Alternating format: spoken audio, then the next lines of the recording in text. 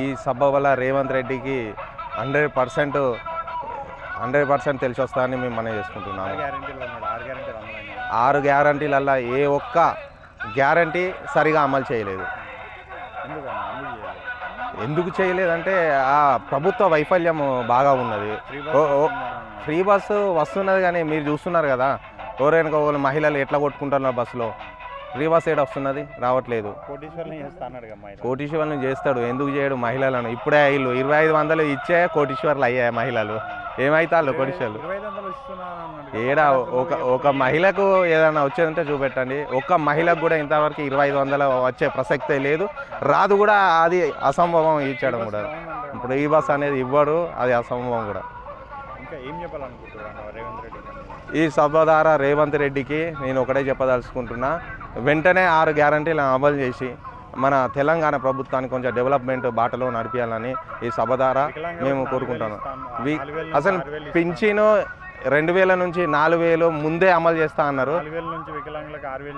6000 లేదు, 4000 లేదు, 3000 లేదు. ఆ 2000 మా కేసీఆర్ ఇచ్చినదే 2000 కంటిన్యూ చేస్తాడు. అంతే తప్పించి ₹1 పెంచిన దాఖలాలు లేదు.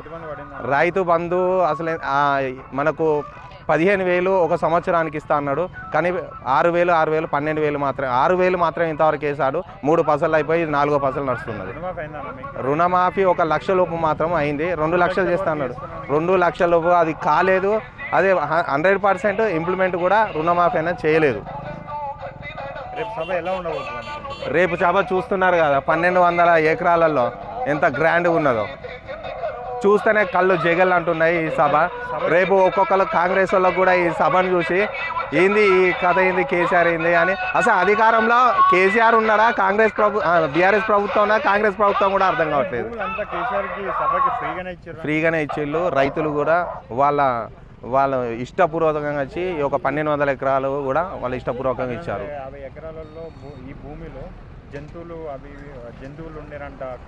ఇది కాలువలు లేదు, జంతువులు లేదు. ఇది పక్క వ్యవసాయ భూమి. ఈ వ్యవసాయ భూమిని వాళ్ళు స్వచ్ఛందంగా రైతులు వచ్చి ఈ సభ కోసం ఒక కేసీఆర్ ఈ సభకి పెడితే మాకు కూడా ఇక్కడ వ్యవస్థ ఉంటుందని చెప్పేసి వచ్చారు. వాళ్ళు స్వచ్ఛందంగా ఈ ఒక 1250 ఎకరాలు స్వచ్ఛందంగా ఇచ్చారు.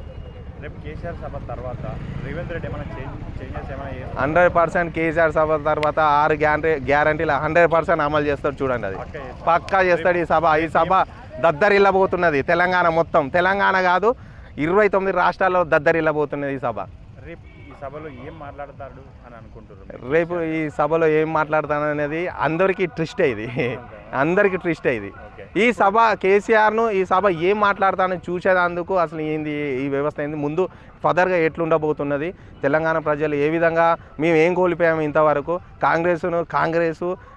కాంగ్రెస్ కావాలి, మార్పు కావాలంటే మార్పు లేదు, కాంగ్రెస్ లేదు, సచ్చింది లేదు, ఊడింది లేదు. రేవంత్ రెడ్డి ఎప్పుడు కేసీఆర్ని ఎప్పుడు నువ్వు ఫామ్ హౌస్లో ఉంటావు, ఫామ్ హౌస్ నుంచి బయటికి రావని అసెంబ్లీలో ఇప్పటికే చాలా సార్లు అన్నాడు. మొన్న ట్విట్ కూడా, మొన్న మనకు ఒక పోల్ కూడా పెట్టారు. ఫామ్ హౌస్ పాలన బాగుందా, రేవంత్ రెడ్డి పాలన బాగుందా?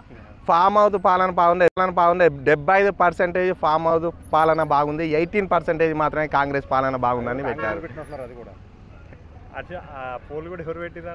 అది కాంగ్రెస్ వాళ్ళు పెట్టింది, మళ్ళీ బీఆర్ఎస్ వాళ్ళు పెట్టింది కాదు. కాంగ్రెస్ వాళ్ళే వ్యతిరేకంగా చేసిలంటే చూడాలి. ఈ సభ ద్వారా చెప్తున్న 6 గ్యారంటీ వాళ్ళకి ఇప్పుడే వణుకు పుడుతుంది కాంగ్రెస్ వాళ్ళకు. ఈ సభను అసలు చూసి ఏంది సభ, అసలు ఇంతవరకు దేశవ్యాప్తంగా ఇంత పెద్ద సభ ఏ రాష్ట్రంలో ఏ సీఎం కానీ ఇంతవరకు నిర్వహించలేదు. ఇలాంటి సభలు చేసింది కానీ ఇలాంటి ఇంత పెద్ద సభ చేయలేదు. ఇంకోటి ఏంటంటే అసలు అధికారంలో కాంగ్రెస్ ఉన్నదా, బీఆర్ఎస్ ఉన్నదా ప్రజలకు కూడా అర్థం కావట్లేదు ఈ సభను చూస్తే. అట్లున్నది ఇప్పుడు. Thank you.